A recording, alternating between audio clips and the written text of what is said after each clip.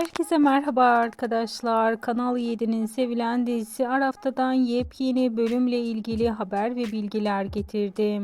Dizinin 28. bölümünde neler yaşanacak? Artık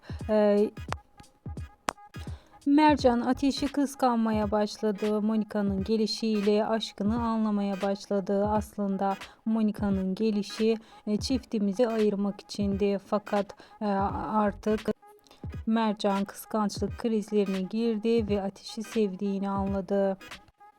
Monika'nın gelişi ters tepki yaptı. Çiftimiz birbirlerine daha çok yaklaşacak, aşklarını daha çok hissedecekler.